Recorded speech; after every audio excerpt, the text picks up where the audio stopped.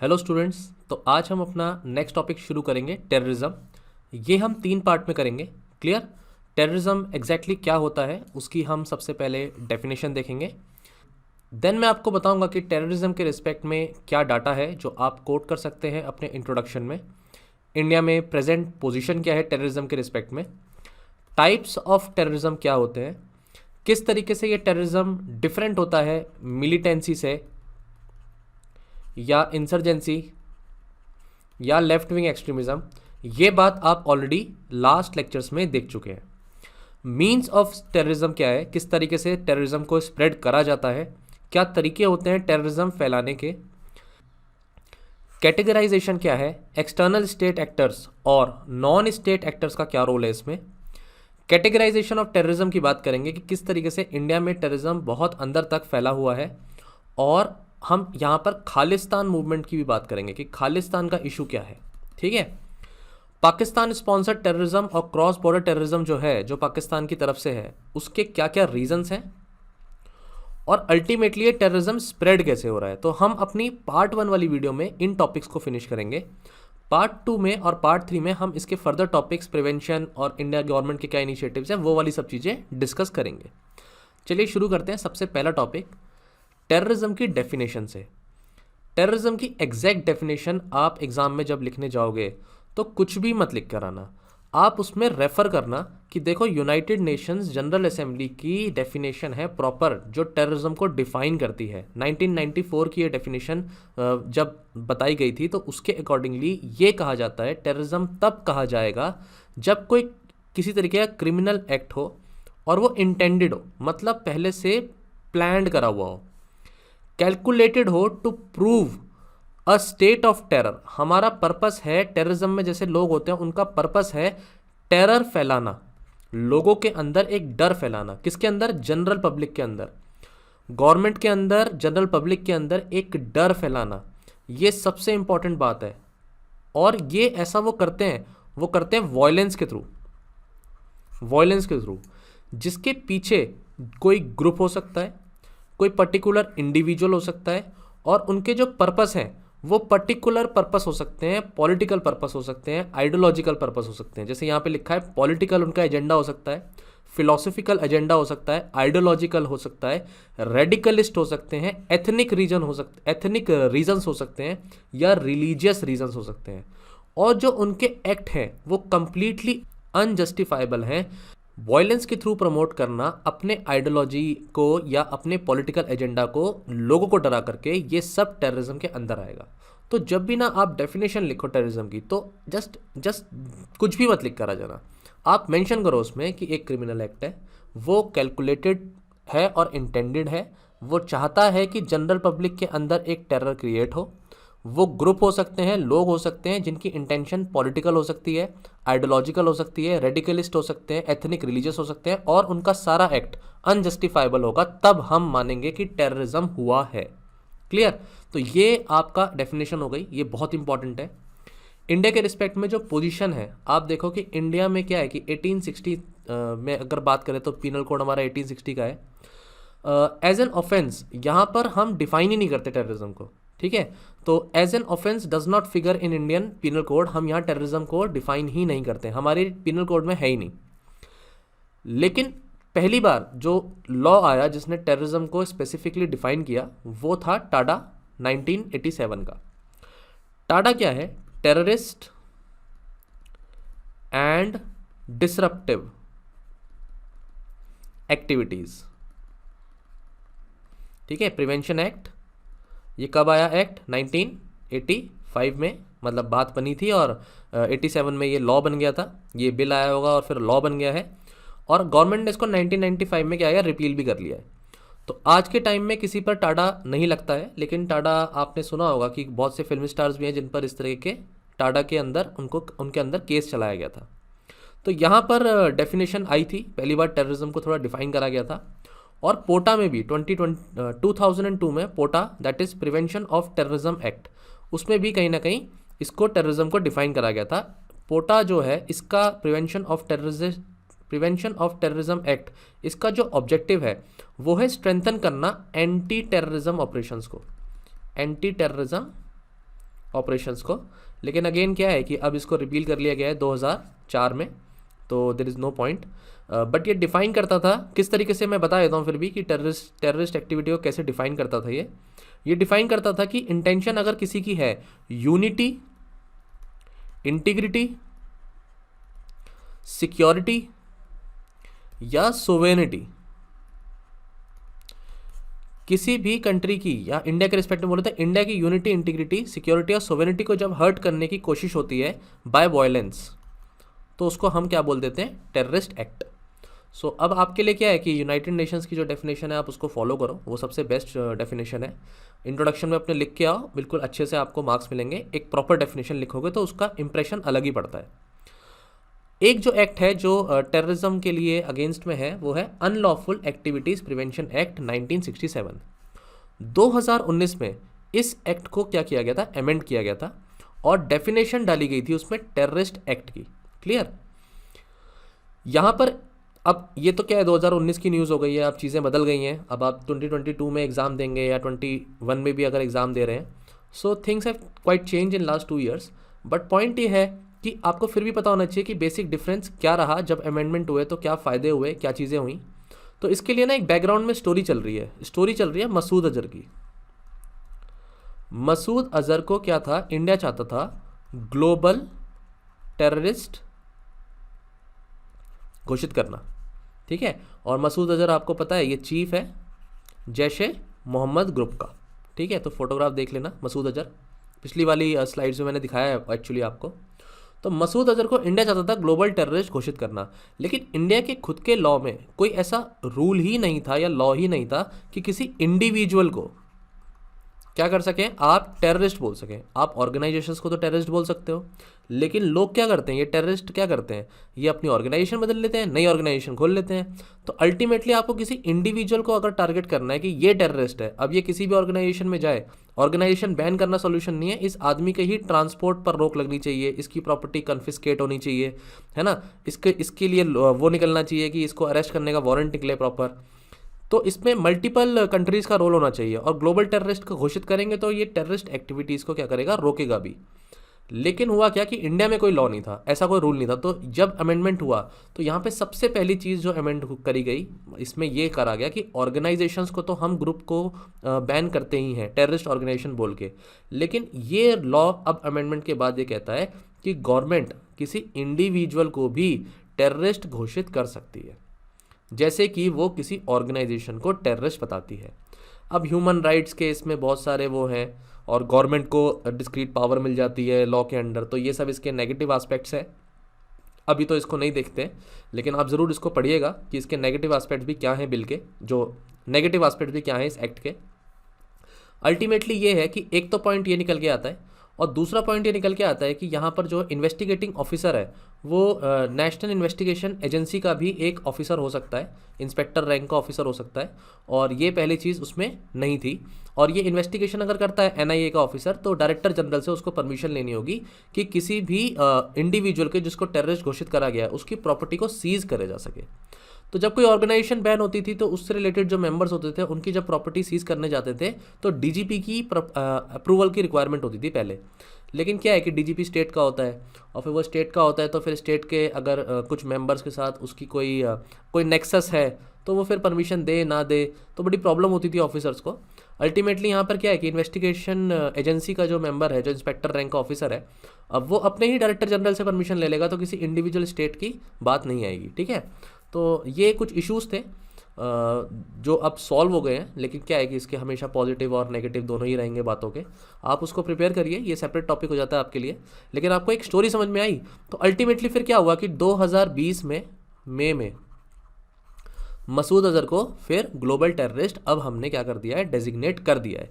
ये United nation general, ये international level पर हो चुका है। इसमें क्या था कि चाइना का और पाकिस्तान का बहुत रोल था कि वो इंडिया के इस एस्पेक्ट को कि मसूद अजहर को हम ग्लोबल टेररिस्ट बताएं, डेजिग्नेट करें, ये बहुत रोक रहे थे उस चीज़ को, ये अलाउ नहीं कर रहे थे। एंड अल्टीमेटली देन चाइना ने फिर अपना स्टैंड पीछे ले लिया था और फिर मसूद अजहर को क्या किया गया, ग्लोबल टेररिस्ट बताया गया। तो ये ओवरऑल स्टोरी है, आई होप आपको समझ में आई होगी। इंडिया को अगर देखा जाए तो माना जाता है कि टॉप 10 कंट्रीज़ में से है जो मोस्ट अफेक्टेड हैं टेररिज्म से। तो यहाँ आप देखो कि इराक में नंबर 1 पे आई है। ये डाटा पुराना है थोड़ा, 2011 का है, लेकिन क्या है कि मोर और less situation remains the same, आगे पीछे ही होती है रैंकिंग। टॉप 10 में इंडिया आता है, ये बात है, ये बात सच है। यूएस कहीं ना कहीं 41 रैंक पर है, इंडिया जबकि 4th पर है, पाकिस्तान 2nd पर थी उस पॉइंट ऑफ टाइम पर, और अफगानिस्तान भी रैंक 3 पर है। अब क्या है कि अफगानिस्तान की रैंकिंग ऊपर हो गई होगी, तो ये चलती रहती है।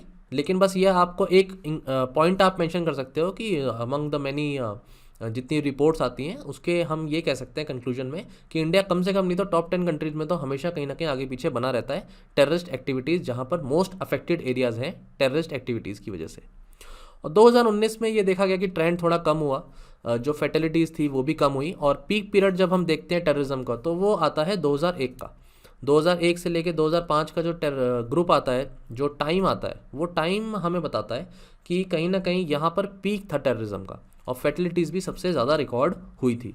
तो आपको पता ही है ये आपका 2008 का जो अटैक हुआ था हमारे ताज पर, और आपको पार्लियामेंट का भी अटैक पता होगा कि हमारे पार्लियामेंट में भी 2001 में इस तरह से अटैक हुआ था।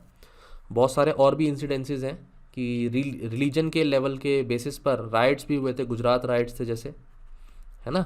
तो ये सब एक्टिविटीज़ कहीं ना कहीं ये अर्ली 2000 जो था उसमें कहीं ना कहीं ये एक्टिविटीज़ टेररिज्म की बहुत ज़्यादा थी, आज भी हैं, लेकिन ये है कि कंपैरिजन में फैटिलिटीज़ थोड़ी कम है। हमें अब ये डाटा देख करके हम ऐसे कंक्लूड नहीं कर सकते, कल कोई और एक इंसिडेंट हो जाएगा तो फिर हम अपना स्टेटमेंट ऑब्वियसली कहीं ना कहीं चेंज कर लेंगे। तो आप इसको स्ट्रेट फॉरवर्ड मत रखिए, लेकिन हाँ थोड़ा डाउन ट्रेंड पर तो है। ये आपका जो ग्राफ है ये मिनिस्ट्री ऑफ होम अफेयर्स ने ही दिया है। तो सिविलियंस की भी जो डेथ हो रही है या सिक्योरिटी फोर्सेस ऑफिशियल्स की भी जो डेथ हो रही है वो कंपैरेटिवली ये देखा है कि वो ट्रेंड थोड़ा डाउन लाइन पर है। But still even if one fertility is occurring because of terrorism, it is not good and we need to do something about it. District के बेसिस पर देखो तो 84 डिस्ट्रिक्ट थे कहीं ना कहीं पहले 2018 में, और 2020 में देखा है कि 33 डिस्ट्रिक्ट्स हो गए। Then again it's very narrow to say all this, क्योंकि वहाँ पर लॉकडाउन भी आ जाता है 2020 का। तो 2020 का लॉकडाउन भी रीज़न हो सकता है कि एक्टिविटीज़ आज कम है, लेकिन अब से 2-5 साल बाद 2025 में एक्टिविटीज़ बढ़ सकती हैं ऑब्वियसली। जम्मू कश्मीर में थोड़ा ट्रेंड कम हुआ है, 2016 से 2019 में ये ट्रेंड कम देखा गया है। बट क्योंकि 2019 में इस तरीके के हमने उनको यूनियन टेरिटरी बना दिया है जम्मू कश्मीर को और लद्दाख रीजन को, तो हम फिर अगेन नहीं कह सकते कुछ भी, क्योंकि 5 साल में अगेन चीज़ें ऊपर नीचे हो सकती हैं। Still if you get some opportunity to write this data you can use this data. अब आते हैं सीधे सीधे कि टाइप्स ऑफ टेररिज्म क्या है। टाइप्स ऑफ टेररिज्म क्या है, तो देखो अगर मैं कोर पर जाऊँ तो कोर में तो 3 ही टाइप है। पहला टाइप है आपका साइकोलॉजिकल, ठीक है। साइकोलॉजिकल रीज़न होता है कि टेररिस्ट एक्टिविटी पनपती है। साइकोलॉजिकल में क्या आ गया, आपके आगे हेट्रेड, सबसे इंपॉर्टेंट रीज़न है हेट्रेड। जैसे इसका एग्जांपल ले लो, अब अगर हिटलर का एग्जांपल लें तो हिटलर ने किससे हेट करी, जूइश लोगों से। अब हिटलर ने जब जूइश लोगों से हेट करी तो फिर ऑब्वियसली क्या किया, उनको हॉलोकास्ट किया, इतने इनोसेंट्स को मारा उसने। तो ये एक कहीं ना कहीं एक्ट ऑफ टेररिज्म ही है। लाइक इनोसेंट सिविलियंस का मारना, इनोसेंट सिविलियंस का मरना और प्री मेडिटेटेड इंटेंशन होना लोगों के मन में डर पैदा करने का, यही तो टेररिज्म है। क्लियर। आज के टाइम में देखें तो रेडिकल इस्लाम क्या कर रहा है, वो वेस्ट के साथ, वेस्टर्न कल्चर के साथ क्या है, बिल्कुल एक्सट्रीम हेट्रेड पर है। तो सबसे पहला पॉइंट आता है साइकोलॉजिकल। दूसरा आप पॉइंट ले सकते हैं आइडियोलॉजिकल, और ऐसा कुछ भी नहीं है कि ये जो पॉइंट मैं बता रहा हूँ साइकोलॉजिकल आइडियोलॉजिकल, ये इंटर रिलेटेड नहीं हो सकते। ऑब्वियसली किसी भी ग्रुप का टेररिज्म फैलाने का मकसद है तो पीछे हेट्रेड भी हो सकती है और उसकी आइडियोलॉजी भी हो सकती है। जैसे आइडियोलॉजी में अगर आप बात करें कि लेफ्ट विंग एक्सट्रीमिज्म है, इसके पीछे की जो आइडियोलॉजी है वो आइडियोलॉजी कम्युनिज्म की है, राइट। और फिर उन्होंने क्या काम किया है कि वायलेंस का सहारा ले लिया है। तो वायलेंस का सहारा लेने के बाद वो क्या कर रहे हैं, टेररिस्ट एक्टिविटीज़ कर रहे हैं। अब उनकी जो एक्टिविटीज़ है, जब वो इनोसेंट्स को मारते हैं, डर पैदा करते हैं गवर्नमेंट के अंदर, तो वो टेररिस्ट एक्टिविटी हो जाती है। लेकिन अगर वो अपनी बात को रखते हैं, लोगों को हानि नहीं पहुंचाते, कभी किसी इंसिडेंट्स में लोगों को मतलब मारते नहीं हैं, तो हम कह सकते हैं कि वो अपने गुस्से को दिखा रहे हैं। तो ये बहुत ही थिन लाइन होती है कि टेररिस्ट किसी भी एक्ट को बोलना या ना बोलना। तो आपको इसमें मैंने ऑलरेडी बता दिया, 3 चीज़ों का ध्यान रखना। सबसे पहली बात तो सिविलियंस के मन में हम क्या कर रहे हैं, जनरल पब्लिक के अंदर टेरर फैला रहे हैं उनके माइंड के अंदर। और दूसरा है वायलेंस का सहारा ले रहे हैं। और तीसरा है प्री मेडिटेटेड, इंटेंडेड, बिल्कुल प्लान्ड एकदम। आप प्लानिंग के साथ आ रहे हो ये सब करने के लिए, कोई मजबूरी में नहीं कर रहे कि एक दिन आपको बस लगा कि मुझसे हो गया, नहीं, आपने पूरी प्लानिंग करी ये सब करने के लिए, तब आप कहोगे टेररिस्ट एक्टिविटी हुई है। तीसरा पॉइंट आपको मैं बता सकता हूं, जो आप ब्रॉडर सेंस में अगर देखें तो तीसरा पॉइंट है स्ट्रैटेजिक। स्ट्रैटेजिक में क्या होता है कि जैसे आप कह सकते हो कि हमने अपनी आवाज़ उठाई गवर्नमेंट के आगे, पर गवर्नमेंट ने क्या किया, हमारी बात नहीं सुनी। अब गवर्नमेंट ने क्योंकि आज हमारी बात नहीं सुनी, तो हमें अब हक मिल गया कि अब हम लड़के लेंगे अपना जो भी हक है ना। हमें ये क्या मिल गया, एक राइट मिल गया कि अब हमें वायलेंस ही सहारा है जिससे हमें चीज़ें लेनी है।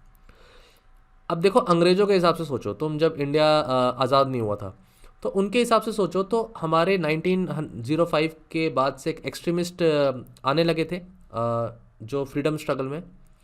उन्होंने कुछ एक्टिविटीज़ ऐसी करी थी जहाँ पर वायलेंस का सहारा लिया गया था। इंडिया के रिस्पेक्ट में हम कहते हैं कि वो एक्ट कैसा है, वो तो फ्रीडम स्ट्रगल का पार्ट है, ऑब्वियसली हमें अपना हक चाहिए था। लेकिन आप ब्रिटिशर्स के पॉइंट ऑफ व्यू से सोचो, उस समय जो गवर्नमेंट थी, उस समय जो पुलिस ऑफिसर्स थे, उनके पॉइंट ऑफ व्यू से अगर बोलो तो वो तो टेररिस्ट ही मानते थे। वो कहते थे भाई जो एक्सट्रीमिस्ट हैं, जो वायलेंस एक्टिविटी में पार्टिसिपेट कर रहे हैं, वो टेररिस्ट है। ठीक है, उनके हिसाब से वो टेररिस्ट थे। हमारे हिसाब से आज वो, हम कहते हैं कि वो फ्रीडम स्ट्रगल का पार्ट थे। उन्होंने हमारे लिए क्या किया, कुर्बानियाँ दी हैं। तो एंगल है, सोचने का तरीका है। उनके पॉइंट ऑफ व्यू से वो टेररिस्ट एक्टिविटी है, बट एक्चुअली मैं उसे टेररिस्ट एक्टिविटी इसलिए नहीं कह सकते क्योंकि हमारी इंटेंशन इनोसेंट्स को मारना नहीं थी, हमारी इंटेंशन गवर्नमेंट ऑफिशियल्स पर अटैक करने की थी। टेररिस्ट एक्ट मैंने बताया, ये वायलेंस अगर करता है तो सिविलियंस को टारगेट करता है टेरर फैलाने के लिए, तो इसलिए हम उसको टेररिस्ट एक्टिविटी नहीं मानते, but Britishers use to say that. चलो एक एग्जाम्पल और देख लेते हैं स्ट्रैटेजिक में, जैसे कि अफ्रीकन नेशनल कांग्रेस है। अब ये इंटरनेशनल एग्जाम्पल है साउथ अफ्रीका का, ठीक है। तो यहाँ पर क्या है कि अफ्रीकन नेशनल कांग्रेस थी, उनकी जब बातें नहीं सुनी गई तो then they took arms and they started doing terrorist activities. तो यहाँ आप ये एक एग्जाम्पल कहीं ना कहीं कोट कर सकते हो, स्टोरी में डिटेल में जाने की ज़रूरत नहीं है। तो ये तो हो गया ब्रॉडर सेंस में, लेकिन मैं अब इसको क्या करूँगा, मैं थोड़ा सा इसको तोड़ दूंगा पार्ट्स में ताकि आपके पास पॉइंट्स हो जाएँ। तो इसको थोड़ा सा रब कर देते हैं अभी, आपने आई होप आपने नोट कर लिया होगा। अब देखो सबसे पहला है एथनो नेशनलिस्ट टेररिज्म। तो एथनिक ग्रुप्स जो हैं, उन एथनिक ग्रुप्स की अपनी क्या है, एक आइडियोलॉजी है,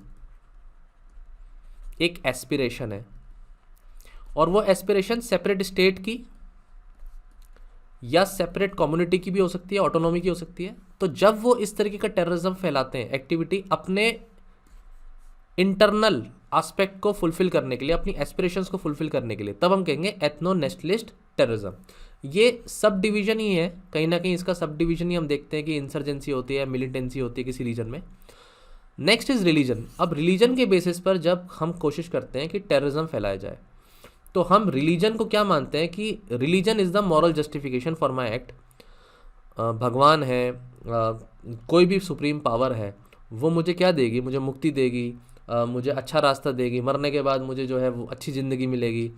all those things is the justification, moral justification, जो मैं कर रहा हूँ वो सही कर रहा हूँ मैं। I am doing it in this in the name of religion. Religious symbols, myths और रिचुअल्स टेररिज्म क्या करते हैं, उसको प्रमोट करते हैं और एट द एंड उसको सपोर्ट भी करते हैं कि हम इस चीज़ को बेस बना करके अपने एक्ट को जस्टिफाई कर रहे हैं। और फिर आप दूसरे के रिलीजन को, दूसरे के रिचुअल्स को या दूसरे के सिंबल्स को अटैक कर सकते हो क्योंकि आप अपने रिलीजन को प्रमोट कर रहे हो, यह आपने बहाना बना लिया। आप कन्फ्लिक्ट क्रिएट कर सकते हो दो रिलीजन्स के बीच में, या स्पिरिचुअल या एटर्नल रिवॉर्ड्स आपको मिलेंगे। तो मैंने ये बता ही दिया आपको कि कोई सुसाइड करने जा रहा है, सुसाइड बॉम्बर है, और फिर वो कहता है कि जब मैं मरूंगा तो मेरे मरने के बाद मुझको क्या मिलेगी, मोक्ष मिलेगा, या मुझको जो है कोई और गॉड, सुप्रीम गॉड मुझे जो है कोई और पावर देगा, मेरी ज़िंदगी फिर उसके बाद आने वाली ज़िंदगी अच्छी होगी, कुछ भी रीज़न हो सकता है। सो स्पिरिचुअल एक इंटेंट है जो रिलीजन को बेस बना करके ये एक्ट कोई करता है। क्लियर? तो ये दूसरे तरीके का फॉर्म हो गया। Then narco terrorism. Narco terrorism में क्या है ना, ड्रग ट्रैफिकिंग हो रही है। तो ये तो एक क्राइम है, ये टेररिज्म तो है नहीं, ठीक है, ये एक क्राइम है।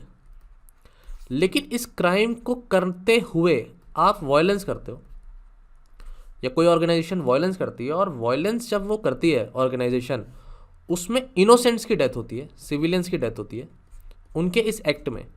और सिविलियंस की डेथ होने के बाद वो टेरर कॉज करते हैं लोगों के माइंड के अंदर कि हम जो ये काम कर रहे हैं उसमें सपोर्ट करो, नहीं तो मार देंगे, या जो चीज़ हम कर रहे हैं उसको प्रमोट करो आगे जा करके, तब हम बोलेंगे ये टेररिज्म का एक्ट हो गया जहाँ पर narcotics, drugs are involve.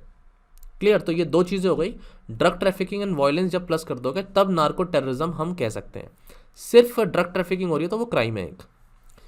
Next है स्टेट स्पॉन्सर्ड टेररिज्म। तो ये हमें पता है कि डिफरेंट डिफरेंट जो कंट्रीज़ होती हैं, ऑर्गेनाइजेशंस होती हैं, गवर्नमेंट्स होती हैं इनफैक्ट, वो भी क्या करती हैं, कोई ग्रुप बनाती हैं और उस ग्रुप से क्या करती हैं, दूसरी कंट्री को, नेबरिंग कंट्री को में भी उसको टारगेट करती हैं। हमें पता है पाकिस्तान की आईएसआई जो है इंडिया में किस तरीके से अटैक्स प्लान करती है, और वो अलग अलग डिफरेंट डिफरेंट ऑर्गेनाइजेशंस को पैसा भी देती है, ट्रेनिंग भी देती है, सप्लाई भी करती है उनको आर्म्स, कि अल्टीमेटली वो इंडिया में क्या करें, अटैक करें। तो ये स्टेट स्पॉन्सर्ड टेररिज्म जो है ये भी अपने आप में एक टाइप ऑफ टेररिज्म निकल के आता है। लेकिन इसके पीछे की सोच क्या है, इसके पीछे की सोच क्या है, आइडियोलॉजिकल है। आइडियोलॉजिकल में पॉलिटिकल आ गया, पॉलिटिकल एस्पिरेशन है, नेशंस की बाउंड्री चेंज करनी है, कश्मीर अपने अंदर लेना है, ये एक एस्पिरेशन हो सकती है, रीजनल एस्पिरेशन हो सकती है, स्ट्रैटेजिक भी हो सकती है, इसको हम स्ट्रैटेजिक के अंडर भी ला सकते हैं। क्यों ला सकते हैं? क्योंकि भाई 1965 हो या 1971 की वॉर हो, मैंने आपको बताया था मिलिटेंसी इन JNK में, जब पाकिस्तान को ये समझ में आता है कि वो सामने से इंडिया से लड़ाई नहीं कर सकता, तो वो क्या शुरू कर देता है, पीछे से प्रॉक्सी वॉर शुरू कर देता है ना, ग्रुप्स को क्या करता है, फॉर्म करता है और उनसे अटैक करवाता है। क्लियर? आइडियोलॉजी के और भी आगे फर्दर बाइफ्रिकेशन करें तो लेफ्ट विंग टेररिज्म, जिसमें मैंने आपको रेड कॉरिडोर ऑलरेडी पढ़ाया है, लेफ्ट विंग एक्सट्रीमिज्म में किस तरीके से CPI, माओइस्ट ले लो, है ना, माओइज्म कम्युनिज्म को प्रमोट करते हुए वो अपनी आइडियोलॉजी को प्रमोट करने के लिए इस तरीके का पाथ चूज कर रहे हैं। तो the part has already been discussed. लेकिन दूसरा एस्पेक्ट ले लेते हैं राइट विंग टेररिज्म का। अब राइट विंग क्या होती है? राइट विंग वो लोग होते हैं जिनके पास पावर ऑलरेडी होती है और वो अपनी पावर को छोड़ना नहीं चाहते, और वो चाहते हैं कि स्टेटस को मेंटेन करे। तो देखो, या तो उनके पास पावर ऑलरेडी है या उनके पास पावर ऑलरेडी थी पास्ट में, तो वो चाहते हैं कि पास्ट की जो पावर उनके पास थी, जैसा तरीका था, जैसी सोसाइटी थी, वो वापस वैसे ही चले, या प्रेजेंट में जो उनका स्टेटस है वो मेंटेन रहे। ये उनकी सोच होती है। इसका जैसे एग्जांपल लें तो लश्कर तोयबा, लश्कर ए तैयबा ये एक इस्लामिस्ट टेररिस्ट ऑर्गेनाइजेशन है, यू नो दिस। इनका पॉइंट ये है कि जो पहले जिस तरीके का इस्लाम था वो इस्लाम वापस आ जाए, यूथ जो है वेस्टर्न कंट्रीज़ की तरफ उनके इन्फ्लुएंस में ना आए, और जिस तरीके से इस्लामिक लॉज चलते थे वो वापस से वैसे ही हो जाए, उसकी आइडियोलॉजी को वो प्रमोट करने में लगे हुए। तो ये हम राइट विंग एक्सट्रीमिज्म में या राइट विंग टेररिज्म में हम लिख सकते हैं। टेररिज्म इसलिए क्योंकि अगेन 2 पॉइंट सिंपल है, सिविलियंस पे अटैक होना, टेरर क्रिएट करना और प्लान्ड तरीके से करना। क्लियर? अब आ जाते हैं कि तरीके क्या हैं भाई, कौन से ऐसे तरीके हैं जिससे टेररिज्म को फैलाया जा रहा है। तो भाई एक तो हो गया कन्वेंशनल तरीका, बॉम्ब बनाओ, फेंको, गोलियां चलाओ, है ना। कोई आपने क्या करा कि बॉम्ब लगा दिए और कोई ना कोई एक्टिविटी कर दी, कोई प्लेन हाईजैक कर लिया, ठीक है, लोगों को छुड़ा लिया, ये सब कन्वेंशनल तरीके हैं। लेकिन एक तरीका एनवायरमेंटल भी हो सकता है। इसमें क्या होता है कि आप दूसरी कंट्री के ऊपर इतना ज़्यादा कर देते हो पॉल्यूशन कि वो फिर उसकी हेल्थ पर आ जाए, उसके लोगों की हेल्थ पर आ जाए, एनवायरनमेंट को आप डिस्टर्ब करने की कोशिश करते हो। इसका एग्जांपल है एक, इसमें क्या हुआ था कि सद्दाम हुसैन था, आपको पता है सद्दाम हुसैन? नहीं पता है तो ज़रूर सर्च करिए सद्दाम हुसैन कौन थे। इन्होंने क्या काम किया, इन्होंने बहुत से ऑयल वेल्स जो थे ना उनको क्या किया, इग्नाइट कर दिया, उनमें आग लगा दी। और ऐसा उन्होंने इसलिए किया ताकि कुवैत के अराउंड स्मोक क्रिएट हो जाए। ठीक है, तो चलो आपको हिंट लग गया होगा कौन सी कंट्री की बात हो रही है, चलो होमवर्क है ये, ढूंढो। ठीक है, तो कुवैत कंट्री के अराउंड क्या हुआ, स्मोक क्रिएट हो गई, और कहीं ना कहीं ये एनवायरमेंटल पॉल्यूशन इतना ज़्यादा क्रिएट करा गया कि कुवैत को परेशान करने के लिए इस तरीके का जब टेररिज्म करा जाता है तो हम उसे बोलते हैं एनवायरनमेंट को आप जरिया बना रहे हो अपने टेररिस्ट एक्टिविटी को फैलाने के लिए। क्योंकि देखो अल्टीमेटली इसमें क्या हो रहा है, धुआं इतना ज़्यादा हो जाएगा, स्मॉग हो जाएगा जब पूरी तरफ, इतने स्मोक में लोगों की हेल्थ पर आएगी, लोग अफेक्ट होंगे, लोगों को बीमारियाँ होंगी, और गवर्नमेंट क्या करेगी, गवर्नमेंट उस समय अपने घुटने टेक देगी, कुवैत की गवर्नमेंट बोलेगी हाँ जी बताओ क्या चाहिए, हम माफ़ी मांगते हैं, कुछ गलत हुआ है तो बताओ। तो ये सब बेसिक बातें हैं। वेपन्स ऑफ मास डिस्ट्रक्शन, कोई एक ऐसा वेपन क्रिएट किया जाए जो अल्टीमेट हाई इंटेंसिटी का हो और वो थाउजेंड्स ऑफ लोगों को एक ही झटके में मारने की कैपेबिलिटी मारने की कैपेसिटी रखता हो। तो नाटो वगैरह ऑलरेडी इस तरीके के स्टेटमेंट देते हैं कि कंट्रीज़ बहुत ज़्यादा मास डिस्ट्रक्टिव वेपन्स बनाने की कोशिश कर रही हैं, और कोल्ड वॉर में तो ये देखा भी गया है कि कोल्ड वॉर में इस तरीके के वेपन्स बनाए गए हैं। यूएसएसआर हो चाहे यूएसए हो, जो रैट रेस कोल्ड वॉर की चली उसमें बहुत ज़्यादा डिस्ट्रक्टिव आर्म्स बिल्ड करे गए, इनफैक्ट न्यूक्लियर वेपन्स भी बिल्ड करे गए हैं। So this is not good for humanity, but this will be the act of terrorism, और मास डिस्ट्रक्टिव वेपन्स को यूज़ कर करके स्प्रेड किया जाएगा टेररिज्म को। केमिकल वेपन्स, आप कुछ भी नहीं करोगे, आप कुछ केमिकल्स होंगे जो वाटर बॉडीज़ में क्या करोगे, कंटेमिनेट कर दोगे। कुछ केमिकल्स हो सकता है आप एरोसोल्स की फॉर्म में एयर में पॉल्यूशन क्रिएट कर दो, वो केमिकल पार्टिकल्स का। आप फूड में कहीं ना कहीं उसकी केमिकल्स को क्या कर सकते हो, लीक कर सकते हो। तो इस तरीके के जब वेपन्स आप यूज़ करेंगे केमिकल, तो किसी कंट्री को हार्म करने के लिए, तो वो एक केमिकल वेपन की तरह यूज़ होगा टेररिज्म को स्प्रेड करने के लिए। और बायोलॉजिकल तो क्या है कि हम ये देख ही रहे हैं कि कोरोना वायरस को लेकर के बहुत ज़्यादा एलिगेशंस हैं जो चाइना के ऊपर हैं। ये सिर्फ एक एग्जांपल है, लेकिन बाकी कंट्रीज़ भी ऐसा करती हैं कि या तो वो नेचुरल वायरस यूज़ करेंगी, नेचुरल बैक्टीरिया यूज़ करेंगी, नेचुरल प्रोटिस्टा फंजाई को यूज़ करेंगे, या फिर उसको मॉडिफाई करेंगे, मॉडिफाई करके उसको और भी ज़्यादा लीथल बना देंगे। तो इस तरीके की इन्वेस्टिगेशन भी हुई हैं। ऑस्ट्रेलिया भी उसमें साथ था, इंडिया भी था पार्टिसिपेंट, और अदर यूरोपियन कंट्रीज़ भी थी जिन्होंने चाइना पर ये इल्ज़ाम भी लगाया था कि रिपोर्ट बननी चाहिए और चाइना की ऊपर इन्वेस्टिगेशन होना चाहिए कोरोना को लेकर के, कि वहाँ से स्प्रेड क्यों हुआ, ऐसा क्या इलीगल एक्टिविटी हो रही थी किसी लैब में, या चाइना ने कहीं ना कहीं वायरस को क्या किया है, मॉडिफाई किया है। अब ये बहुत ही सीक्रेट इशूज़ हैं, आई थिंक सो न्यूज़ में अब स्पेकुलेशंस ही देख सकते हैं, और अल्टीमेटली किसी कंट्री को इस तरह से टारगेट करना विदाउट मच प्रूफ, ये भी बहुत मुश्किल हो जाता है। But this is one of the ways. अब क्या है कि बॉर्डर पे कौन लड़ाई करेगा, और टेररिस्ट एक्टिविटी करने के लिए कोई जाएगा और वहाँ पे जाके सुसाइड करेगा, और फिर कुछ में से कितने लोग मरेंगे। इससे अच्छा है कि एक बायोलॉजिकल वेपन, एक केमिकल वेपन छोड़ दो, अपने आप स्प्रेड होता रहेगा, लोग मरते रहेंगे, लोगों के अंदर टेरर फैलता रहेगा। तो इस चीज़ का डर अब बहुत ज़्यादा है। तो हेल्थ फैसिलिटीज़ पर बहुत ज़्यादा फोकस है सभी गवर्नमेंट्स का through out the world. Clear. Cyber terrorism, मैंने साइबर सिक्योरिटी टॉपिक ही इसलिए पहले पढ़ाया ताकि आपको जब साइबर टेररिज्म या साइबर थ्रेट से रिलेटेड कोई भी पॉइंट आए तो आपको ऑलरेडी आता हो। तो साइबर टेररिज्म जो है ना, ये आपको पता ही है कि किस तरीके से इंटरनेट को या इंटरनेट एक्टिविटीज़ को यूज़ करना, ताकि आप 3 चीज़ें कर सको। एक तो इंसाइट कर सको लोगों को, किसी भी प्रोपेगेंडा को आप क्या कर सको, प्रमोट कर सको, उन लोगों को इंसाइट करो, लोगों को रेडिकलाइज करो अपने उस प्रोपेगेंडा से, एंड अल्टीमेटली जब पूरी तरह से वो रेडिकलाइज हो जाए तो उनको रिक्रूट कर लो, रिक्रूटमेंट कर लो उनका। जब उनका रिक्रूटमेंट करोगे तो वो 3 काम करेंगे आपके लिए। पहला काम तो वो ये कर सकते हैं कि वो आपका ग्रुप ही ज्वाइन कर लें, मेंबर बन जाएं, आपके साथ बिल्कुल एक्टिविटी में पार्टिसिपेंट हो जाए 100%। चलो ठीक है, कोई ऐसा नहीं कर सकता तो वो क्या करेगा, ओवरग्राउंड वर्कर बन जाएगा, इनडायरेक्टली आपको क्या करने लगेगा, हेल्प करने लगेगा। और तीसरा तरीका हो सकता है कि वो अकेला ही कोई अटैक कर दे, lone wolf attack.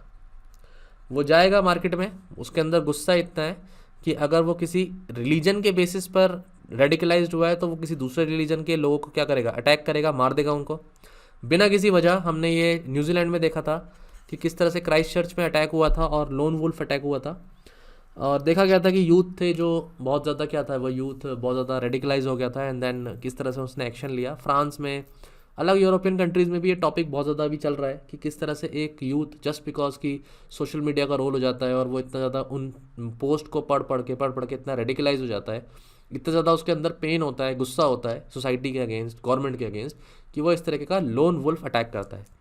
Lone wolf अपने आप में एक सेपरेट टॉपिक भी है आपके लिए, ठीक है। तो ये अपने आप में एक ये लोन वुल्फ अपने आप में एक लोन क्वेश्चन आ सकता है यूपीएससी में, तैयार रहना है इसके लिए, क्योंकि ये एक प्रॉब्लम है। ज़रूरी नहीं है कोई बड़ा ग्रुप बने और हाँ फिर अटैक हो प्लानिंग से, कोई एक इंडिविजुअल भी ऐसा कर सकता है, ठीक है। सुसाइड टेररिज्म, जब कोई इंडिविजुअल क्या करेगा, वो इस हद तक रेडिकलाइज हो जाएगा कि वो अपनी कुर्बानी देने को तैयार होगा, and then again this can be in the name of religion, this can be in the name of ideology, this can be in the name of pain and suffering, कि उसके साथी लोगों के साथ कुछ गलत हुआ है तो वो अपनी लाइफ को सेक्रीफाइस कर रहा है ना, they can be an number of reasons, ठीक है। But this category suicide terrorism is also the means of spreading the terrorism, ठीक है। नेक्स्ट आ जाते हैं क्लासिफिकेशन पर। क्लासिफिकेशन एक्सटर्नल स्टेट एक्टर्स और नॉन स्टेट एक्टर्स के रिस्पेक्ट में एग्जांपल्स देखें तो क्या होंगे। तो एक्सटर्नल स्टेट एक्टर में तो आपको पता ही है, चाइना, पाकिस्तान, ये बेसिक नाम हमें आते ही हैं सामने। और स्टेट की सपोर्ट होती है जब किसी गवर्नमेंट की सपोर्ट होगी, जब गवर्नमेंट के सपोर्टेड कोई ग्रुप होगा, तब हम बोलेंगे कि वो एक्सटर्नल स्टेट एक्टर्स है। और एक्सटर्नल वर्ड लगा दी तो मतलब इंडिया के बाहर, ठीक है। तो टेररिज्म इस तरह से वो स्प्रेड करते हैं। कश्मीर के इशू में हम ये देख ही रहे हैं कि किस तरीके से पाकिस्तान की तरफ से या बाहर दूसरी जो और भी, हम ये देख ही रहे हैं कि पाकिस्तान की तरफ से किस तरह से फंडिंग आती है, किस तरह से आर्म्स आते हैं, ऑर्गेनाइजेशंस को ट्रेनिंग मिलती है, प्रमोट किया जाता है और फिर वो टेररिस्ट एक्टिविटी कॉज करते हैं।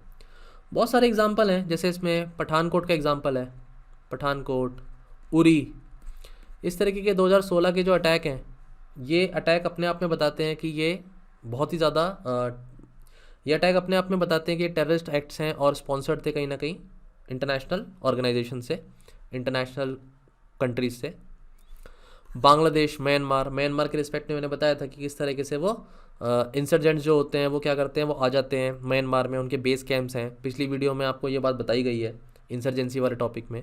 और म्यांमार की गवर्नमेंट क्या करती है कि वो, देखो हम ये नहीं कह सकते कि गवर्नमेंट टारगेट कर रही है इंडिया को, लेकिन क्या है कि कहीं ना कहीं कुछ ऑफिशियल्स का, गवर्नमेंट का डायरेक्ट स्टैंड ना भी हो तो कुछ ऑफिशियल्स क्या करते हैं, करप्शन के रीज़न के बेसिस पर, कुछ पैसे बनाने के बेसिस पर इस तरीके की एक्टिविटीज़ को कभी ना कभी प्रमोट कर देते हैं, अलाउ कर देते हैं। या बांग्लादेश के रिस्पेक्ट में देखो तो सिक्योरिटी पर जो लोग हैं, जो गवर्नमेंट के लोग हैं, वो क्या करते हैं कि नकली पासपोर्ट बना देना, नकली डॉक्यूमेंट क्रिएट कर देना, जस्ट फॉर सम मनी, या बॉर्डर क्रॉस करा देना इलीगली।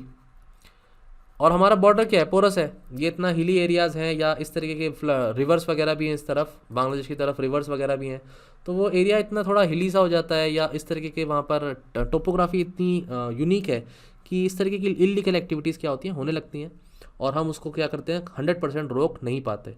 तो करप्शन भी एक रीज़न हो जाता है। तो ये एक्सटर्नल स्टेट एक्टर्स हो गए जो टेररिज्म को क्या कर रहे हैं, प्रमोट कर रहे हैं। और नॉन स्टेट एक्टर्स में देखें तो वो स्टैंड अलोन ऑपरेशंस हैं जो किसी गवर्नमेंट के थ्रू नहीं है। ये अपने आप में कुछ ग्रुप्स हैं जो इस तरीके की एक्टिविटीज़ कर रहे हैं और गवर्नमेंट की तरफ से उनको कहीं कोई फंडिंग वगैरह या कुछ है नहीं। इनडायरेक्टली हो सकती है, मैं ये नहीं कहता, इनडायरेक्टली रोल हो सकता है, लेकिन डायरेक्टली नहीं है। तो जैसे मिलिटेंसी इन JNK है, हम इनडायरेक्टली कह रहे हैं कि पाकिस्तान इन्वॉल्व है, ऑर्गेनाइजेशन इन्वॉल्व है, लेकिन लश्कर तैयबा अपने आप में अपने आप को इंडिविजुअल एंटिटी मानता है, या इंडियन मुजाहिदीन है, they feel that they are individual groups, though they are getting funding from different countries. Pakistan अपने आप में एक ऐसी कंट्री है, ISI इसको क्या कर रहा है, पुश दे रहा है, एक्सप्लिसिटली नहीं कर रहा, तो इसलिए हम नॉन स्टेट एक्टर्स कह सकते हैं, लेकिन इम्प्लिसिटली हम ये मान सकते हैं कहीं ना कहीं it is happening. Left wing extremism है, माओइज़म, जैसे मैंने बताया था, तो CPI माओइस्ट को इंडियन गवर्नमेंट का या किसी और गवर्नमेंट का डायरेक्ट सपोर्ट तो नहीं है, ठीक है, ये तो इनफैक्ट है ही गवर्नमेंट के अगेंस्ट, तो ऑब्वियस सी बात है। लेकिन किसी और गवर्नमेंट ने आकर के इस तरह से बोला हो कि हम इसको सपोर्ट करते हैं, किसी कंट्री ने ऐसा डायरेक्टली एक्सप्लिसिटली कभी नहीं कहा है, इनडायरेक्टली फंडिंग आती होगी, वो हम नहीं कह सकते। तो ये हो गए नॉन स्टेट एक्टर्स। तो क्लासिफिकेशन आपको मिल गई कि टेररिज्म फैलाने वाले कौन हो सकते हैं, या तो नॉन स्टेट एक्टर्स हो सकते हैं या स्टेट एक्टर्स हो सकते हैं। तो there is a bifurcation. Then categorization देखते हैं टेररिज्म का इंडिया में। इंडिया में क्या है ना कि हिंटरलैंड, जब टेररिज्म मैं बोलता हूँ तो इसका मतलब है कि इंडिया में क्या है कि इतना ज़्यादा वास्ट एरिया है, वास्ट कवरेज है, लेकिन हम ये नहीं कह सकते कि कोई भी इंडिया का रीजन बचा हुआ है टेररिज्म से। कभी भी कहीं भी किसी भी तरफ अटैक्स हो सकते हैं। महाराष्ट्र में अटैक्स हुए हैं, जर्मन बेकरी का जो अटैक था, या आप गुजरात में देख लो, राजस्थान में अटैक हुए हैं, साउथ इंडिया में आंध्र प्रदेश में अटैक हुए हैं, नॉर्थ ईस्ट में अटैक हुए हैं, और JNK, पंजाब, ये सब हम ऑलरेडी देखते ही हैं कि कहीं ना कहीं किसी न किसी जगह कभी ना कभी अटैक्स हुए हैं। द पॉइंट इज़ कि वो सारे अटैक क्या थे, ऑलमोस्ट प्री प्लान थे। वो सारे टेररिस्ट अटैक्स, इसीलिए हम टेररिस्ट अटैक्स भी बोल पाते हैं उनको, क्योंकि वो सब सीक्वेंशियल थे, वेल प्लान्ड थे, क्लियर एंड वेल मोटिवेटेड थे। अब इसमें एग्जांपल देखो तो आप जैसे समझौता एक्सप्रेस का क्या हुआ था, ब्लास्ट हुआ था। समझौता एक्सप्रेस ये 2007 की बात है, ठीक है। तो स्टूडेंट्स ऑब्वियसली उनको नहीं पता होगा, वो बहुत छोटे रहे होंगे, अभी आप सब लोग बहुत छोटे रहे होंगे, लेकिन आप अगर इसको थोड़ा सा पढ़ो तो यहाँ पर लश्कर तैयबा का नाम आया था, जिन्होंने अनाउंस भी किया था कि हम इसकी जिम्मेदारी लेते हैं, या कहीं ना कहीं रिपोर्ट्स के बाद ये इनके ऊपर एलिगेशन था कि ये रिस्पॉन्सिबल है पीछे। तो ये एक टेररिस्ट एक्ट है, और ये एक्ट कहीं भी हो रहा है, हम बिल्कुल नहीं कह सकते कि इंडिया में किसी भी कोने में नहीं हो सकता, सब जगह बिल्कुल पॉसिबल है, each and every place in the country. In fact इसकी रीच ये बियॉन्ड द बॉर्डर्स भी जा चुकी है। ब्लीडिंग इंडिया विद 1000 कट्स, तो ये मैंने बताया था, पाकिस्तान का अपना क्या है कि वॉर डायरेक्टली लड़ेंगे तो हारेंगे, तो आप क्या करो कि इतना इंडिया को ब्लीड करो इंटरनली, इतने कट्स मारो, छोटे छोटे छोटे छोटे इतने कट्स लगाओ कि वो अल्टीमेटली ब्लीडिंग करके मर जाए। इस तरीके का एक क्या है कि थॉट है, और ये थॉट ही है जो प्रॉक्सी वॉर को क्या करता है, प्रमोट करता है, टेररिस्ट एक्टिविटी को प्रमोट करता है फ्रॉम द पाकिस्तान साइड।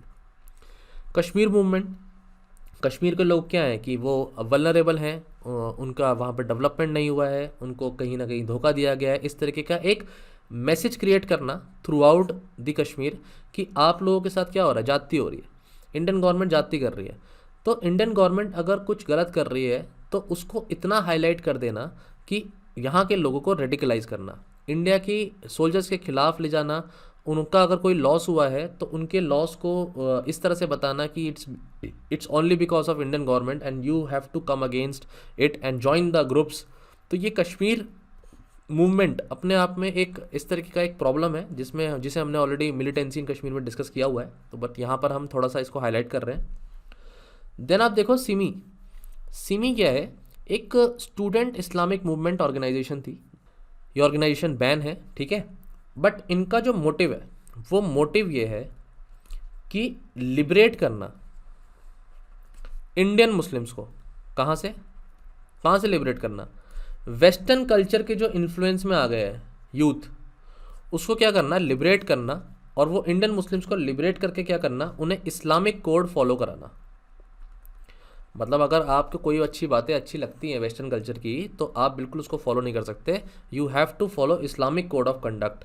ये इसका बिल्कुल ऐसा बन गया कि एजेंडा बन गया, और इस चक्कर में क्या हुआ कि बहुत ज़्यादा वायलेंट एक्टिविटीज़ शुरू हो गई, तो इसको गवर्नमेंट ने ऑब्वियसली बैन कर दिया है, ठीक है। बाद में वो इंडियन मुजाहिदीन इस तरीके की ऑर्गेनाइजेशन बनती है, फिर जो ग्रुप मेंबर्स यहाँ थे वो वहाँ चले जाते हैं, एंड दिस थिंग्स हैपन। तो अल्टीमेटली क्या है कि ये इस तरीके का इनका थॉट प्रोसेस है। जब हम बोलते हैं next new surge after Ayodhya incident, इसका मतलब क्या है कि एक नया ही एंगल शुरू हो गया, एक नया ही टर्न आ गया इशू में। पाकिस्तान में जो ऑर्गेनाइजेशंस हैं या पाकिस्तानी गवर्नमेंट की तरफ से जो स्पॉन्सर्ड ऑर्गेनाइजेशंस हैं, उनको क्या मिल गया, एक पॉइंट मिल गया कि इंडिया में तो देखो अयोध्या इंसिडेंट हो गया है, सो लेट्स फ्यूल इट, इस टॉपिक को इतना बड़ा बनाओ कि कंट्री में राइट शुरू हो जाए, और हुए भी हैं, है ना, बहुत ज़्यादा राइट्स हुए हैं। इनफैक्ट मुंबई में सीरियल ब्लास्ट भी हुए हैं 1993 में, तो बहुत ज़्यादा राइट्स हुए हैं, मुंबई वगैरह में भी बहुत राइट्स हुए थे। सो वी कैन से कि इस तरीके के इंसिडेंट जब होते हैं तो एक नया एंगल, एक नया टॉपिक निकल के आता है जो इस तरीके के स्पॉन्सर्ड जो टेररिज्म फैलाने वाले लोग हैं उनको मौका देता है कि चलो और आगे बढ़ें और ज़्यादा क्या करें, इसको फ्यूल करें। इंडियन मुजाहिदीन, ये मैंने बताया कि बैन हो गई सिमी, तो इंडियन मुजाहिदीन ने क्या किया कि अपनी ऑर्गेनाइजेशन खड़ी कर ली और इन्होंने अपना एक नया एजेंडा निकाला कि भाई टेररिज्म जो है ना इंडिया के रिस्पेक्ट में जो टेररिज्म है वो इंडिया की अपनी प्रॉब्लम है, इंडिजिनस, इंडिया की खुद की क्रिएटेड प्रॉब्लम है, इंडिया की अपनी प्रॉब्लम है।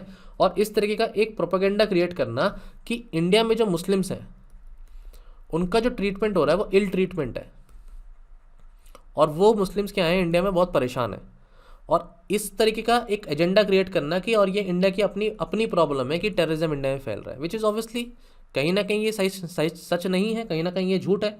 लेकिन इसकी वजह से क्या करना, क्रॉस बॉर्डर टेररिज्म को प्रमोट करना,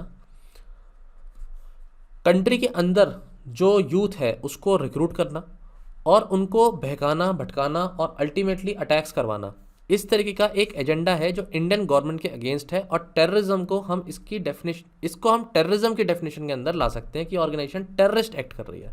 क्लियर। कम्युनल इंसिडेंट्स की बात करें तो कम्युनल इंसिडेंट्स आपको पता है, मैंने भी बता दिया, गुजरात के राइट्स हो गए, गोधरा जिसे हम कहते हैं गोधरा इंसिडेंट, यहाँ पर एक ट्रेन थी जिसको जला दिया गया था, ठीक है। So its past obviously 2000 early 2003 2002 की बात है, ये 2003 की बात है आई थिंक, ठीक है।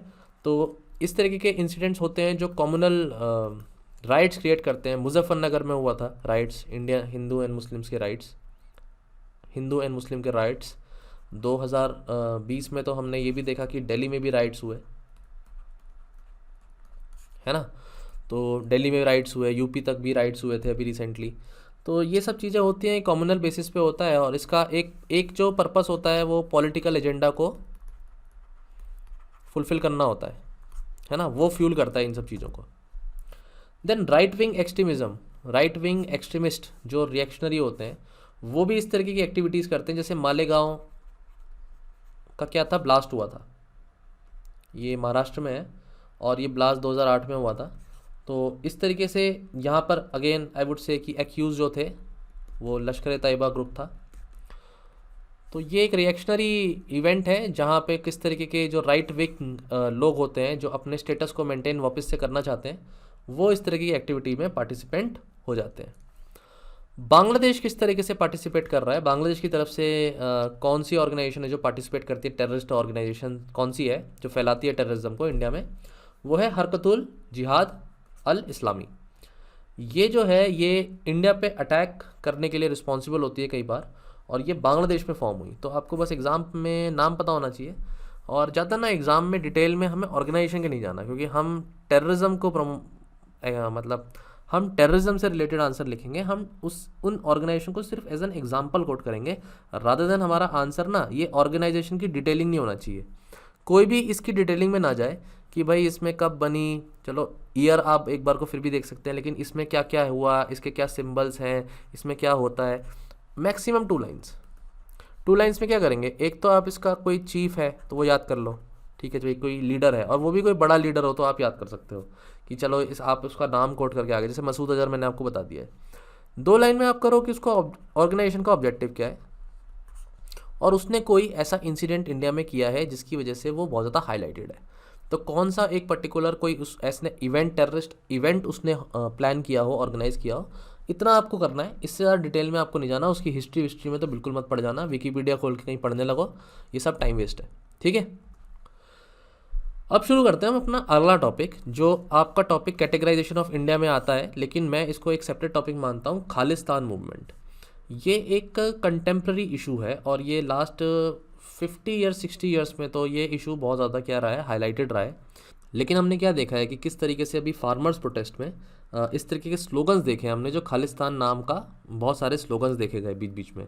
तो अल्टीमेटली ये एक ऐसा इशू है जो बहुत ही ज़्यादा इम्पॉर्टेंट है, और मतलब सेंसिटिव भी है।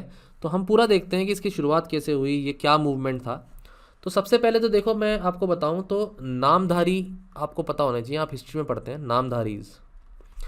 ये नामधारी जो थे, जैसे बाबा राम सिंह थे, राम सिंह जी थे, इन्होंने 1857 में इसको फाउंड किया नामधारीज को, और इनका पर्पस ही ये था कि हम मीट वगैरह नहीं खाएंगे, बीफ नहीं खाएंगे, प्रोटेक्ट करेंगे हम जो सिख कम्युनिटी के जो प्रिंसिपल्स हैं, जो आइडियोलॉजी है उसको बिल्कुल प्रमोट करेंगे। तो नामधारीज यहाँ से कहीं ना कहीं हम ये कह सकते हैं कि भाई सिख पीपल के अंदर, उन लोगों के अंदर अपनी कल्चर को प्रोटेक्ट करने की एक इस तरीके के इवेंट शुरू हुआ ऑर्गेनाइजेशन लेवल पर। Then we come to an movement, जहाँ पर हम सिंह सभा मूवमेंट को हम कोट कर सकते हैं। ये सिंह सभा मूवमेंट या सिख सभा मूवमेंट 1873 में कहीं ना कहीं पिक्चर में आती है। इसका पर्पस था कि क्रिश्चियनिटी जो फैल रही है उससे सिख को प्रोटेक्ट करना, पंजाबी लैंग्वेज को प्रोटेक्ट करना, और सिख कम्युनिटी को प्रमोट करना, उसे ऑर्गेनाइज करना, इंटेलेक्चुअल ग्रोथ लेकर आना सिख कम्युनिटी के अंदर। इसका ये भी पर्पस था, there is a need for a movement कि we should regard Adi Granth as a guru and protect the six principles and idols. First Singh Sabha, इस तरीके की फिर सभा होती थी, वो ऑर्गेनाइज करी जाती थी, लोगों को बताया जाता था सिख कम्युनिटी के बारे में। 1873 में वो इस तरह से शुरू हुई। यहाँ पर आता है फिर पिक्चर अकाली मूवमेंट का। अकाली मूवमेंट क्या था कि गुरुद्वारा रिफॉर्म मूवमेंट थे, गुरुद्वारा रिफॉर्म की बातें करते थे। 1920 ऑनवर्ड्स ये देखा गया कि बहुत से ज़्यादा जो महंत थे, जो उदासी महंत थे, जो गुरुद्वारा वगैरह में महंत लोग थे, वो बहुत ज़्यादा करप्ट हो गए थे।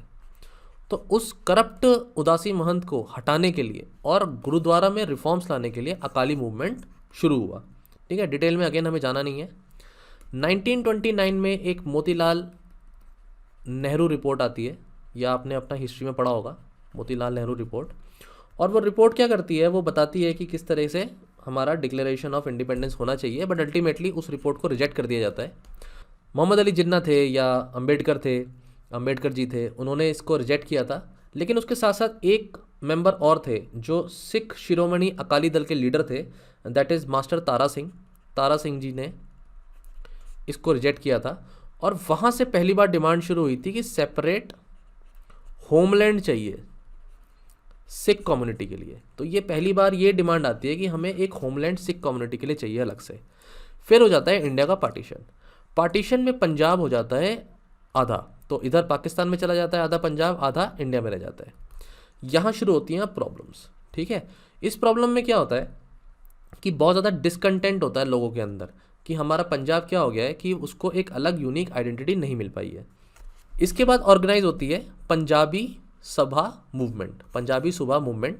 इस तरीके का मूवमेंट ये कहता है कि भाई लिंग्विस्टिक बेसिस पर एक सेपरेट स्टेट बनाई जाए पंजाब नाम की, और लिंग्विस्टिक लाइंस पे बनाई जाए और डिवीज़न करा जाए पंजाबी और नॉन पंजाबी लोगों के बीच में। ये लड़ाई चलती रहती है। इनकी डिमांड को फिर जो ऑर्गेनाइजेशन, जो कमेटी होती है जो डिस्ट्रीब्यूट करती है कि किस तरह से स्टेट्स रहेंगी, वो रिजेक्ट कर देती है इनकी डिमांड को। 19 ईयर्स तक ये अपनी डिमांड करते रहते हैं, और ये अपनी डिमांड जब करते रहते हैं तो उसमें बहुत ज़्यादा वायलेंट एक्टिविटी शुरू हो जाती है, बहुत वायलेंट प्रोटेस्ट शुरू हो जाते हैं। और फिर 1966 में जाकर के कहीं ये डिसीज़न होता है कि भाई चलो 3 पार्ट्स हम कर देते हैं। अब ये जो बड़ा रीजन पंजाब का है इसके 3 पार्ट करते हैं। पहला हम बनाते हैं Sikh community dominant area, that is Punjab. जो हिंदू कम्युनिटी डोमिनेंट एरिया है उसको हम हरियाणा बना देते हैं, और जो हिली रीजन्स हैं पंजाब के, उन हिली रीजन्स को हम हिमाचल में अलग बना देते हैं। तो 1966 में ये बाइफर्केशन हो गया इस पूरे रीजन का। अब यहाँ आता है डिस्कंटेंट, लोगों के अंदर बहुत गुस्सा आ गया, डिस्कंटेंट आ गया कि कुछ लोग ऑब्वियसली इससे सहमत नहीं होंगे ना। कोई भी एक्शन होगा पहले तो डिमांड होगी, फिर कोई एक्शन उस पर लिया जाएगा, देन अगेन कुछ लोग खुश नहीं होंगे। तो फिर क्या होता है कि एक आनंदपुर सभा रिजोल्यूशन बनाया जाता है, एक रिजोल्यूशन पास किया जाता है। ये 1973 में इस तरह का रिजोल्यूशन पास होता है जहाँ ये बोल दिया जाता है कि अब सिख लोगों को क्या चाहिए, एक they demanded complete autonomy. Sikh लोगों को एक कंप्लीट ऑटोनॉमी मिलनी चाहिए, और अलग कॉन्स्टिट्यूशन बनाने का भी इसमें प्रोविज़न रखा कि अपना अलग प्रोविज़न होगा, कॉन्स्टिट्यूशन होगा, ऑटोनॉमी रहेगी हमारी पूरी। अब हमें कहीं ना कहीं इंडिया से सेपरेट होना है। और ये सेपरेटिस्ट टेंडेंसी जब यहाँ से आती है तो ये कहीं ना कहीं सीड बो देती है किसके, खालिस्तान के। इसमें एक लीडर थे जो जर्नैल सिंह नाम के लीडर थे, उनका बहुत बड़ा रोल था इसमें। एंड देन फिर क्या होता है कि वो बहुत ज़्यादा प्रोटेस्ट होते हैं, वहाँ पर एक्टिविटीज़ होती हैं, वायलेंट एक्टिविटीज़ होती हैं, इंसर्जेंसी शुरू होती है पंजाब में 1980s में। और इसको प्रमोट करता है, पुश करता है पाकिस्तान बहुत ज़्यादा, क्योंकि 71 की वॉर वो हार चुका होता है और उसको एक मौका मिल जाता है। और फिर आर्म्स आते हैं पंजाब में बहुत वायलेंस होता है। अल्टीमेटली ये देखा जाता है कि ये जो ग्रुप था और जो मिलिटेंट्स थे अल्टीमेटली वो गोल्डन टेम्पल में जाकर के छुप जाते हैं। पूरी स्टोरी डिटेल में जानने की आपको ज़रूरत नहीं है, आपको बस मैं बेसिक्स बता रहा हूँ। एंड देन इंदिरा गांधी की सरकार में ऑपरेशन ब्लू स्टार चलता है। ऑपरेशन ब्लू स्टार में बहुत सारे मिलिटेंट्स को क्या किया जाता है, मार दिया जाता है। 1984 में ये ब्लू स्टार ऑपरेशन होता है, और उसके ही कुछ महीनों बाद इंदिरा गांधी जी का भी क्या होता है, असैसिनेशन हो जाता है। क्योंकि उनको ये बोला जाता है कि उन्होंने इस तरीके का एक एक्टिविटी चलाई जो गोल्डन टेम्पल बहुत ही ज़्यादा एक सेक्रेट प्लेस है इंडिया के पॉइंट ऑफ व्यू से, सिख कम्युनिटी के पॉइंट ऑफ व्यू से।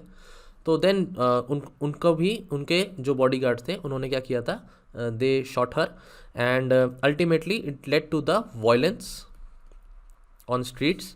84 में बहुत वायलेंस होते हैं उसके बाद, एंड सिख कम्युनिटी को वहाँ पर बहुत ज़्यादा जो है दबाया जाता है, बहुत ज़्यादा उनको ऊपर बहुत ज़्यादा अत्याचार होते हैं उसके बाद। एंड ये एक नया ही मोड़ ले लेता है खालिस्तान मूवमेंट में, जो फिर बहुत से लोग क्या करते हैं, माइग्रेट करते हैं, वो यूएस जाते हैं, वो कनाडा जाते हैं, वो पाकिस्तान में भी शिफ्ट होते हैं। और इस तरीके के लोग जब शिफ्ट होते हैं और अपने अलग अलग रीजन्स में जाते हैं, तो अब वो एक प्रो खालिस्तान मूवमेंट शुरू करते हैं जो कि फॉरेन सॉइल पे अब शुरू हो जाता है। तो अब कुछ सालों से क्या हुआ है कि ये चीज़ दबी हुई थी, ये टॉपिक दबा हुआ था, लेकिन ये टॉपिक थोड़ा दोबारा उठकर आ गया है खालिस्तान मूवमेंट का। अब सबसे अच्छी बात यह है कि जो इंडिया के लोग हैं, इंडिया की जो सिख कम्युनिटी है, वो कहीं ना कहीं अब इसके दबाव में नहीं है कि खालिस्तान कोई सेपरेट अलग जो है क्या बनाई जाए, कोई कंट्री बनाई जाए।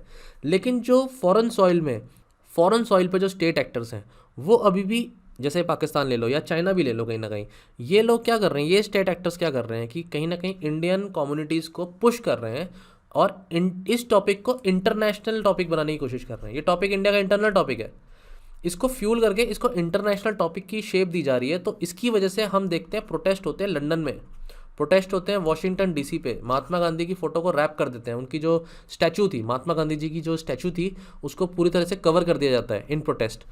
यूरोपियन कंट्रीज़ में खालिस्तान नाम के स्लोगन्स लिए जाते हैं और इंडिया पर इस तरीके का प्रेशर बनाया जाता है कि ये एक इंटरनेशनल टॉपिक है, which is not actually true. ये एक टॉपिक ऐसा बना दिया गया है दिखाने के लिए, लेकिन इंडिया के जो लोग हैं वो कहीं ना कहीं एटलीस्ट इस बात को समझते हैं कि नहीं, ऐसा इंडिया की एस्पिरेशंस, पंजाब की एस्पिरेशंस ऐसी नहीं है। इनफैक्ट अगर ये देखा जाए तो सिख कम्युनिटी का बहुत ही ज़्यादा कंट्रीब्यूशन है इन देश की आज़ादी में। सिख आर्मी रेजिमेंट का बहुत बड़ा रोल है, इंडिया के जितने भी फाइट्स हुई हैं, जितने भी वॉर हुई हैं, उसमें बहुत बड़ा रोल है। People, the community of Sikh has contributed in every field and every aspect in promoting India at every platform in the world. So we know that we are together, but there are some powers which try to divide us and take this issue at an international level. Okay, so वो एक अलग story है। Ideology का differences हमेशा रहेंगे कुछ ना कुछ। आपको एग्जाम के पॉइंट ऑफ व्यू से क्या समझना है कि एक सीक्वेंस ऑफ इवेंट्स है, एक स्टोरी है। अगर ये स्टोरी आपके दिमाग में थोड़ी सी क्लियर है तो आप कभी क्वेश्चन आता है आप कोट कर पाए, सेपरेटिस्ट टेंडेंसी पे कभी कोई एग्जाम्पल लिखना हो तो आप ये सब एग्जाम्पल कोट कर सकते हैं। डिटेल में हिस्ट्री में नहीं जाना है हमें। अगर क्वेश्चन कहीं ना कहीं हिस्ट्री में भी आएगा तो वो Sikh movement reforms, Sikh movements पर आ सकता है कि कौन कौन से सिख मूवमेंट्स हैं जो हुए हैं। और ये आपका जो मूवमेंट्स होते हैं, अलग अलग मूवमेंट्स आपने देखे हैं, उसमें एक सिख मूवमेंट भी होता है, तो वो आप 2-3 पॉइंट्स वहाँ पर पढ़ सकते हैं। ठीक है, तो एक आपको और बता देता हूँ मैं, ये जो पंजाब रेफरेंडम 2020 फॉर खालिस्तान है, इसका क्या मतलब था। ये यूएस बेस्ड एक सिख फॉर जस्टिस नाम से क्या है, ग्लोबल सिख कम्युनिटी है ना। और 20 कंट्रीज़ में जा जाकर क्या कर रही है, ये अपने प्रोपेगेंडा को प्रमोट कर रही है और खालिस्तान इशू को पुश करने की कोशिश कर रही है, खालिस्तान टॉपिक को फिर से रीइग्नाइट करने की कोशिश कर रही है। इसलिए ये आज के टाइम में ये टॉपिक थोड़ा सा रेलेवेंट हो जाता है, इसलिए मैंने आपको थोड़ा बहुत ये समझा दिया है। Rest is up to you, do not go into that detail. ठीक है, पाकिस्तान सपोर्ट, हमें ये बात पता ही है कि पाकिस्तान किस तरह से इंडिया में जो टेररिज्म फैलाने के लिए सपोर्ट करता है, इंसर्जेंट ग्रुप्स को सपोर्ट करता है, मिलिटेंट ग्रुप्स को सपोर्ट करता है, आर्म्स पहुंचाता है, मनी देता है, ट्रेनिंग देता है। ठीक है, तो ये सब हमें पता है ऑलरेडी। खालिस्तान लिबरेशन फोर्स ये क्या है, ये एक्टिव थी 1980s में। ठीक है, बट 1980s में जब ये एक्टिव थी तो ये उसके बाद क्या हुआ कि धीरे धीरे ये ऑर्गेनाइजेशन ख़त्म हो गई। बट अब ये देखा गया है कि 2009 के बाद मलेशिया में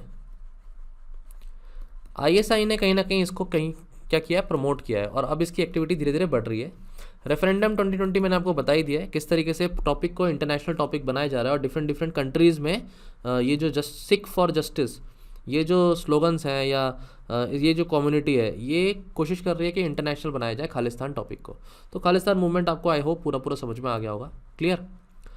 अब आ जाते हैं पाकिस्तान कैसे स्पॉन्सर करता है क्रॉस बॉर्डर टेररिज्म को। अब ये क्रॉस बॉर्डर क्या होता है, आप समझ ही रहे हैं कि बॉर्डर है और एक एरिया से दूसरे एरिया में हम क्या कर रहे हैं, अलाउ कर रहे हैं इंसर्जेंट्स को, मिलिटेंट्स को एंट्री करवाने की। और ये जब इन्फिल्ट्रेशन होगा तो ये यहाँ आकर क्या करेंगे, टेररिस्ट एक्टिविटी कॉज करेंगे। तो क्रॉस बॉर्डर टेररिज्म तो पाकिस्तान करवा ही रहा है। मिलिटेंसी इन जीएनके हमने पूरा पढ़ लिया है। और इंडियन मुजाहिदीन, जो कि मैंने आपको थोड़ा बताया है किस तरह से सिमी के बाद इंडियन मुजाहिदीन आता है और वो इंडिया में क्या क्या प्रॉब्लम क्रिएट करता है, क्लियर। तो ये आपको टॉपिक ऑलरेडी पता है। ट्रस्ट फंडिंग क्या होती है, ट्रस्ट फंडिंग में क्या होता है, एक फाइनेंशियल नेटवर्क क्रिएट किया जाता है, फाइनेंशियल नेटवर्क। ये फाइनेंशियल नेटवर्क इस तरह से होते हैं कि फेक अकाउंट्स होते हैं, फेक बैंक अकाउंट्स, और पैसे ट्रांसफ़र किए जाते हैं। ये दिखाया जाता है कि अकाउंट असली है लेकिन वो फेक होते हैं। जैसे कि कुछ एग्जांपल आए हैं पहले जो पकड़े गए हैं, जैसे अल रशीद, ये कराची में एक तरीके से ट्रस्ट फंडिंग है। और दूसरा आप एग्जांपल ले सकते हो रबीता ट्रस्ट, ये इस्लामाबाद में है। तो ये बस 2 एग्जांपल दे दिए मैंने आपको। आपको ज़्यादा डिटेल में नहीं जाना, बट ये बस आपको पता होना है कि ये फंडिंग ग्रुप्स होते हैं और ये अलग अलग तरीके से क्या है पैसा भेजने की कोशिश करते हैं और एक्टिविटीज़ को प्रमोट करते हैं। हवाला ट्रांजेक्शन बता देता हूँ मैं आपको कि हवाला ट्रांजेक्शन में क्या होता है, डोनेशंस होती हैं जिहाद के नाम पर और इस्लामिक कंट्रीज़ की तरफ से ये पैसा आता है। यहाँ पर क्या होता है कि अर्निंग की जाती है ड्रग ट्रैफिकिंग के थ्रू और उस पैसे को फिर ट्रांसफ़र किया जाता है आर्म्स खरीदने में। फेक इंडियन करेंसी क्या होते हैं, इन नोट्स को सर्कुलेट किया जाता है। चीज़ों को क्या किया जाता है कि इंडिया में फेक करेंसी आएगी तो फिर करेंसी पे ट्रस्ट खत्म होगा और अल्टीमेटली फेक करेंसी को यूज़ करके चीज़ें, इक्विपमेंट्स, ये सब चीज़ें खरीदी जा सकती हैं।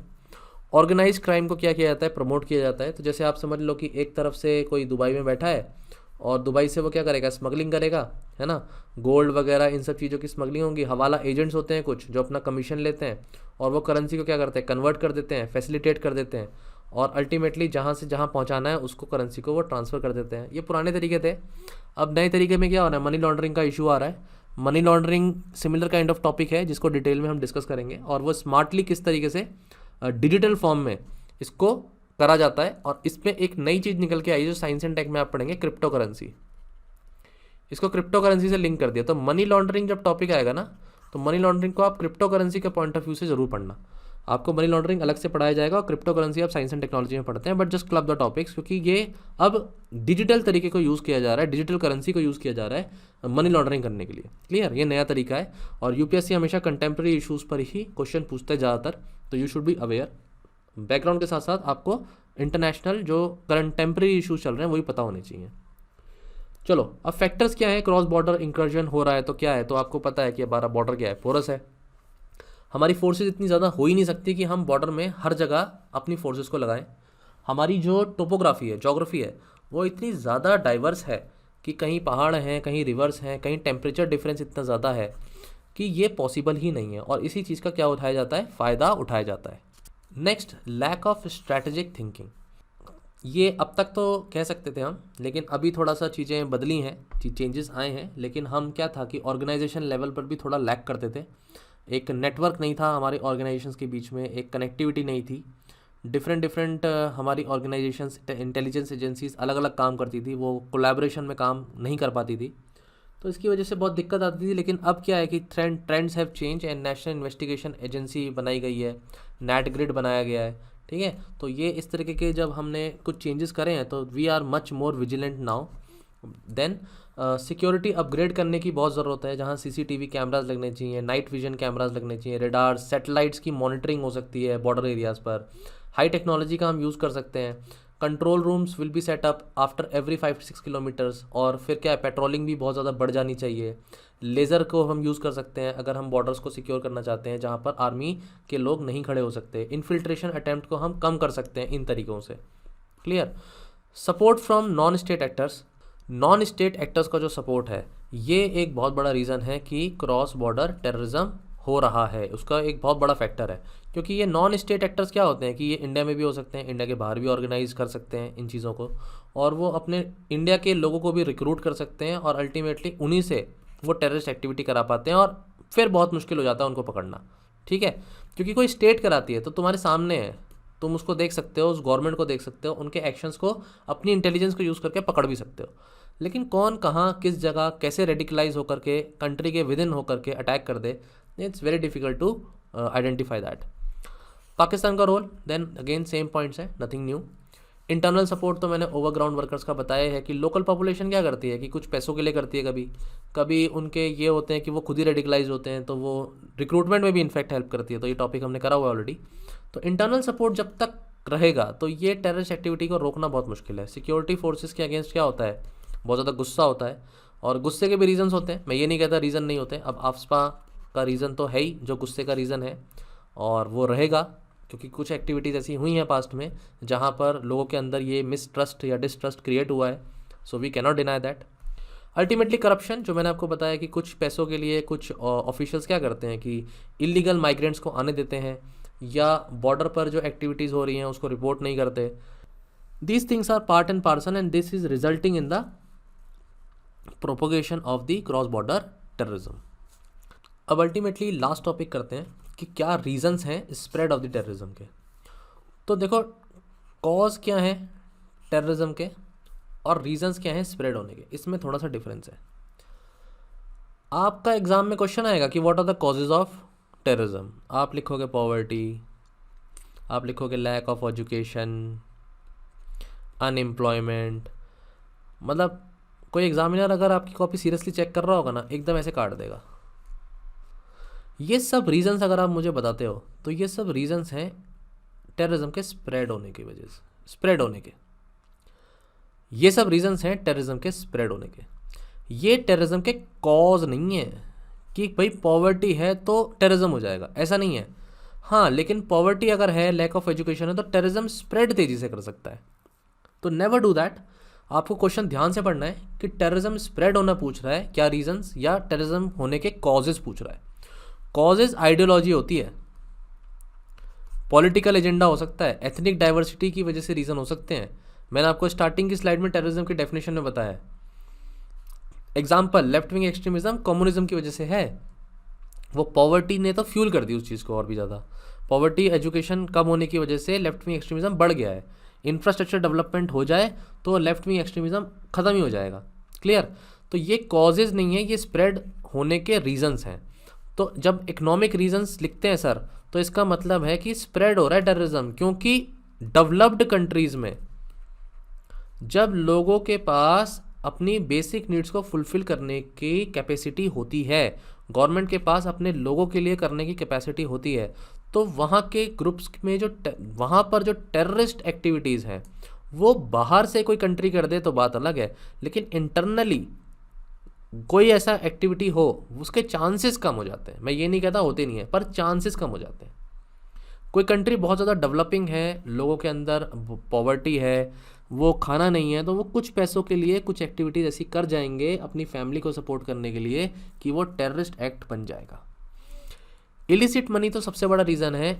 इलिसिट मनी तो सबसे बड़ा रीज़न है जहाँ पर ड्रग्स की वजह से ड्रग ट्रैफिकिंग, ह्यूमन ट्रैफिकिंग, ये सब जो मनी आ रहा है, मनी लॉन्ड्रिंग, ब्लैक मनी, ये सब जो मनी आ रहा है, इलिसिट मनी, ये यूज़ होता है टेररिस्ट फंडिंग में। क्लियर? तो ये भी बहुत बड़ा रीज़न है स्प्रेड होने का। पॉलिटिकल लेजिटिमेसी, पॉलिटिकल लेजिटिमेसी क्या बताती है कि एथनिक डाइवर्सिटी है और कहीं ना कहीं पॉलिटिकल कंटिन्यूटी होती नहीं है, वो लैक कर जाती है क्योंकि इलेक्शन होते हैं टाइम टू टाइम, और इंटीग्रेशन है नहीं पॉलिटिकल पार्टीज़ का। जैसे क्या है, यूएस में 2 पार्टी होती है, 1-2, 1 जीता 1 हारा, ख़त्म।